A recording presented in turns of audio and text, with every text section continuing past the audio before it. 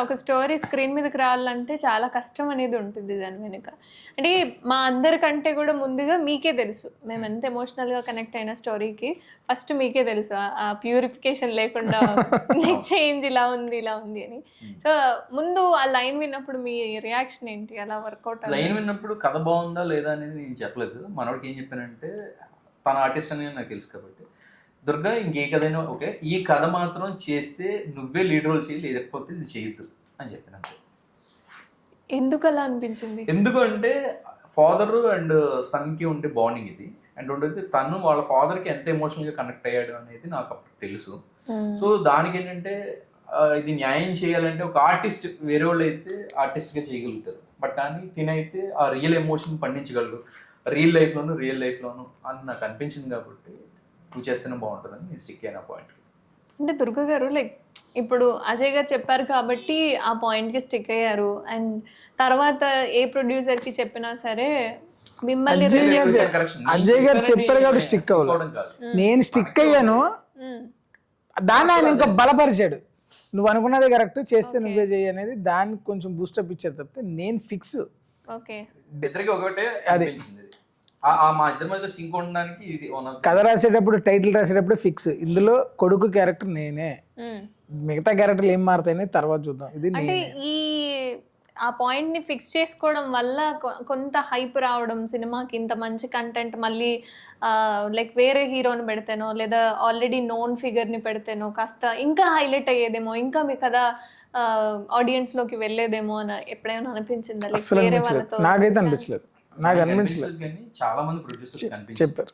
అదే చెప్పారు. అంటే నాకు ఒక చాలా మంది ప్రొడ్యూసర్స్ దగ్గరికి వెళితే వేరే హీరో పెట్టి చేద్దాము అనో లేదా స్క్రిప్ట్ కొన్ని మేము తీసుకుంటాము, మేము చేసుకుంటాము అని కొన్ని సజెస్ట్ చేశారు అని కూడా కొన్ని నన్ను డైరెక్ట్ చేయమన్నారు. అందరూ కూడా డైరెక్టర్ కూడా నన్ను చేయమన్నారు. డైరెక్షన్ నువ్వు చేసుకో, హీరోగా వేరే వాళ్ళని పెడతాము, వేరే కొంచెం మార్కెట్ ఉన్న వాళ్ళని పెడతాము అని. కానీ డైరెక్షన్ ఎవరికైనా ఇచ్చేస్తా, హీరో మాత్రం నేనే.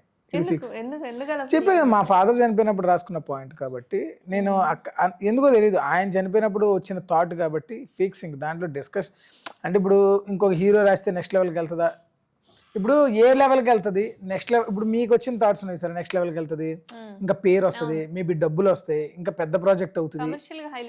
అసలు ఫస్ట్ అవన్నీ నా బ్రెయిన్లోకి రావాలి కదా, ఆ థాట్సే లేవు నాకు. ఎంతసేపు ఉన్న థాట్ ఏంటంటే నేను హీరోగా చేస్తే ఇది ఏ రేంజ్కి వెళ్తుంది, నేను హీరోగా బిహేవ్ చేయడం వల్ల ఈ సినిమా ఏ రేంజ్లో ఉంటుంది, ఈ థాట్సే తప్పితే నాకు వేరే ఆప్షన్ లేదు కదా. అంటే లేదంటే మైండ్లో ఇంకొక అతనైతే అనే ఆలోచన కూడా రాలా నాకు, ఏ రోజు రాలా. హీరోగా మిమ్మల్ని ఊహించుకున్నారు, కొడుకుగా నేనే ఊహించుకున్నా, హీరోగా కదా, కొడుకుగా నేనే.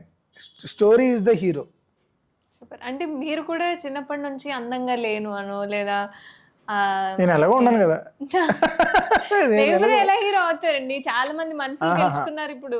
కాదు కదా, హీరో అంటే లుక్స్ ని బట్టి హీరో అవుతారని నేను అనుకున్నాను. ఫస్ట్ పాయింట్, లుక్స్ ని బట్టి హీరో అవ్వాలంటే ఓన్లీ మహేష్ బాబు గారు, ప్రభాస్ గారు వీళ్ళు తప్పితే మిగతా వాళ్ళు ఎవరు హీరోలు అవ్వరు కదా. టాలెంట్ ని బట్టి కూడా హీరోలు అవుతారు, విషయం ఉండాలి ఫస్ట్ కదా. నేనేమంటానంటే మన లుక్స్ కి తగ్గ, ఇప్పుడు నేనున్నాను, నేను ఒక మంచి ఏమంటారు దాన్ని రొమాంటిక్ హీరో లాంటి క్యారెక్టర్ చేశాను అనుకోండి. ఇప్పుడు హీరోయిన్ ఫ్రెండ్స్ తో ఏ భలే ఉన్నాడే అసలు ఇలాంటివి చెప్పించాను, చూసారు మీరు నవ్వుతున్నారు, ఆడియన్స్ కూడా అలాగే నవ్వుతారు. సో కాబట్టి మనకేది సెట్ అయితే అలాంటి క్యారెక్టర్లు వేసి ఎవడైనా హీరోనే. ఇప్పుడు ప్రతి ఇంట్లో ఉంటాడు ఒక హీరో, ప్రతి ఫ్యామిలీలో ఒక హీరో ఉంటాడు కదా. సో నేను కథని హీరోగా నమ్మాను ఇందులో, దీనికి నేను సెట్ అయిపోతాను. దీనికి పెద్ద హీరోలు ఎవరు సెట్ అవ్వరు ఈ స్టోరీకి, నేను సెట్ అయిపోతాను కాబట్టి, నేను నమ్మించగలనని నేను నమ్మాను కాబట్టి దీనికి నేను చేశాను. అంటే రీసెంట్గా కాదు, ఒక హీరో పర్సనాలిటీకి సంబంధించి వీళ్ళు ఇలా ఉండాలి, లేదా కండలు ఉండాలి, లుక్ బాగుండాలి, పర్ఫెక్షన్ ఉండాలి అనేది చాలా వైరల్ అయిన వీడియో. అవునా? అంటే అవన్నీ అపోహలు. ఇప్పుడు ఒక రకంగా చెప్పాలంటే పోనీ మీరు చెప్తున్నట్టుగా అలా కండలుండి అంత ఫిజిక్ ఉండి లుక్ ఉండి అది అలా ఉన్న హీరోలు ప్రతి మూవీ సినిమా హిట్ అవ్వదు కదా, అవట్లేదు అక్కడ. సో అక్కడ టాలెంట్ అండ్ దాన్ని బట్టి స్టోరీ కథకు తగ్గట్టుగా అంటే అయిపోతుంది. Tamil hero, dude cinema hero. So ఆయన ఒక స్టేజ్ మీద ఒక రిపోర్టర్ అడుగుండే అనమాట, ఇలా మీరు హీరో క్వాలిటీస్ లేవు మీ దగ్గర, ఎలా హీరో అవుదాం అనుకున్నారు అన్న థాట్ లో. అదే అంటే ఒకటి సింపుల్, కొంచెం బొరబెట్టి ఆలోచించాలి. అంతే అన్నీ అర్థమైపోతాయి. ఇక్కడ లుక్స్తో పని లేదు, అసలు హీరోకి లుక్స్కి సంబంధమే లేదు. ఆ క్యారెక్టర్ని నువ్వు పర్ఫెక్ట్గా ఆడియన్స్ని ఇంప్రెస్ చేసేలా నువ్వు పర్ఫామ్ చేయగలిగితే యు ఆర్ ద హీరో అంతే. మీరు కూడా హీరోనే. ఇప్పుడు నేను ఏమన్నా బాగున్నానా బాగాలేనా అన్న డౌట్ క్రియేట్ చేసింది మీరే. So, అవునా? మిమ్మల్ని మీరే డిస్క్రేజ్ చేసుకొని మిమ్మల్ని మీరే డిస్కస్ చేస్తే తన హీరోకి అవుతాడు. నేను బాగాలేను కదా అంది ఎవరు? మీరే కదా. నేను బాగాలేదు అందులో, నేను హీరో, నేను నా నేను అనుకునే రేంజ్ కాదు, ఇద్దరు సింక్లోనే ఉన్నాం. ఉన్నారు కాబట్టి కంటెంట్ ఇంత సక్సెస్ అయిపోయింది. మంచి బ్రదర్స్ పడతారు మిమ్మల్ని పరిచయం brothers అంటే.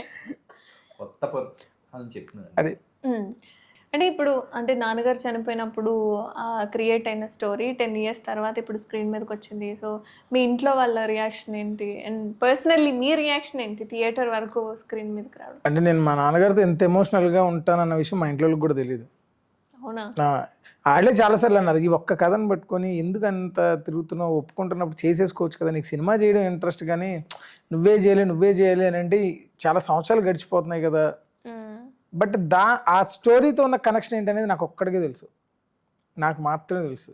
ఇప్పుడు ఎవరి పెయిన్ వాళ్ళకి తెలుసు చూసారా, మన ఇంట్లోకి కూడా తెలియదు, ఎవరింట్లోకి తెలియదు, మనం పర్సనల్గా ఫీల్ అయ్యే ఒక పెయిన్ ఉంటుంది, అనుభవిస్తే తెలుసు. అది నాకు ఒక్కడికే తెలుసు కాబట్టి నేను చిన్న ఎక్స్ప్రెషన్తో కట్ చేసేవాడిని. బట్ ఐ నో ఎలా ఇచ్చేవాళ్ళు ఎప్పటికైనా అంటే నాకు తెలుసు ఓకే ఇది తెర మీదకి వెళ్తుందని నాకు క్లారిటీ ఉంది. ఓకే, టైం పడుతుంది, బట్ ఫైనల్లీ అనుకున్నది అయిపోయింది కదా. అండ్ ఈ 10 years లో లైక్ వేరే స్టోరీ ఏమన్నా రాసుకోవడం ఉన్నాయి 4-5 స్టోరీస్ ఉన్నాయి. ఖాళీగా ఉన్నప్పుడు ఏదో ఆడియో ఫంక్షన్ దీంట్లో బాగా చెప్తాడు కదా, ఉన్నాయి, దాచాం, అలా ఉన్నాయి, ఉన్నాయి స్టోరీస్ ఉన్నాయి. సూపర్. ఎక్కడండి మీ ప్రాపర్? ఎక్కడ? వెస్ట్ గోదావరి, ఏలూరు. వెస్ట్ గోదావరి, ఏలూరు. ఏలూరు వాళ్ళు అంతా అంతేనా యాటిట్యూడ్ లేకపోతే? ఎంతమంది తెలిసింది? మీరు కూడా అదే కదా. అంటే యాటిట్యూడ్ ఉందా? అదే యాటిట్యూడ్, ఆయనకి యాటిట్యూడ్ ఉందంటే కనీసం కాదు అసలు కాదు. యాటిట్యూడ్ అంటే ఏంటి అసలు మీ పాయింట్ ఆఫ్ వ్యూ? అసలు యాటిట్యూడ్ అంటే ఏంటి ఊరికే అడుగుతున్నా. లైక్ అంటే మన పర్సనాలిటీని కాస్త హైప్ చేసుకోవడం, ఇలా కూర్చోవడం యాటిట్యూడ్. ఓ యాక్చువల్లీ నాకు సంబంధించి నాకు అది లేదు, నాకు ఎలా ఉంటుందో కూడా నాకు తెలియదు. ఓకే, అసలు యాటిట్యూడ్ అని మరి నన్ను ఎలా అన్నారు మరి? ఎలా మీకు ఏలూరు వాళ్ళకి యాటిట్యూడ్ అని ఎలా? మీకు సంబంధించి లైక్ నేను చూసిన ప్రతి ఇంటర్వ్యూలో కావచ్చు, లేదా మీకు పరిచయం ఉన్న వాళ్ళందరూ కూడా కాస్త ఎందుకంత యాటిట్యూడ్ ఉంటుంది నీకు, ఎందుకు అలా బిహేవ్ చేస్తావు అనో, లేదా ఈ స్క్రిప్ట్ ని చేంజ్ చేసుకుని ఉంటే బాగున్నాను, లేదా ఎవరన్నా డిస్కరేజ్ ఒకటి చెప్తా మీకు. నేను ఒక ఇండస్ట్రీలో ఒక విషయం చెప్తా, అంటే ఇండస్ట్రీలో అని కాదు, బయట ప్రపంచంలో ఎక్కడైనా కానీ ఒక కాన్సెప్ట్ ఉంటుంది. నీకు శత్రువులు రావాలంటే, ఓకే, నీ గురించి ఒక నెగిటివ్గా మాట్లాడాలని అంటే నువ్వు వాడిని కొట్టక్కర్లేదు. ఫస్ట్ పాయింట్, నువ్వు తిట్టక్కర్లేదు. ఆడి గురించి నెగిటివ్గా అసలు మాట్లాడాల్సిన అవసరం లేదు.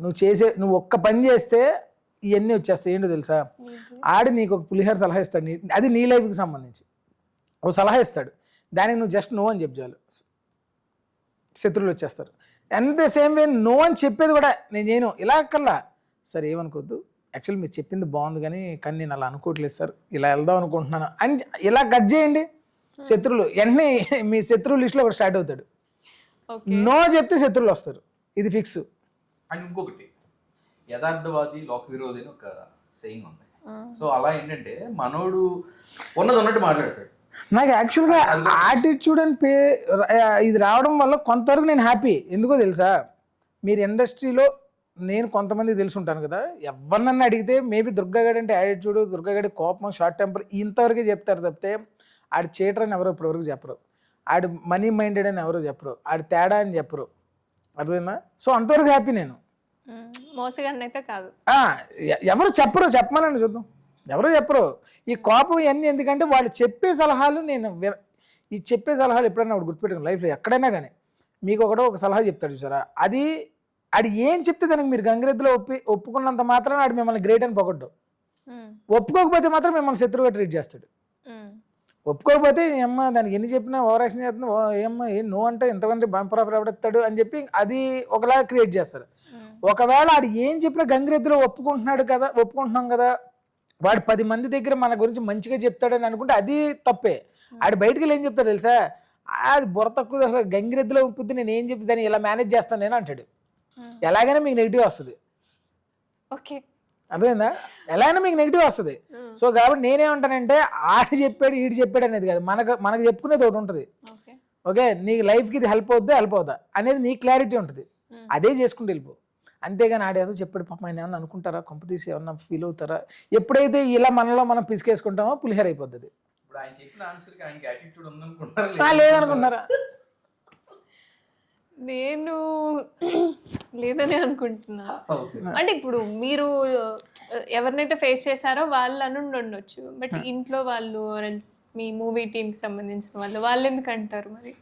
వాళ్ళే ఇప్పుడు లాజిక్ మాట్లాడతాడు, ఏది ఉన్నది చెప్తాడు. ఇప్పుడు మా ఇంట్లో వాళ్ళు ఎందుకు అంటారు అని అంటే, ఇప్పుడు యాటిట్యూడ్ అనేది మీరు ఎప్పుడైనా గుర్తుపెట్టు, నేను మిమ్మల్ని అడిగిన క్వశ్చన్ చాలా మంది అడిగారు, అసలు యాటిట్యూడ్ అంటే ఏంటి అని అడిగితే అంటున్నారు వాళ్ళు.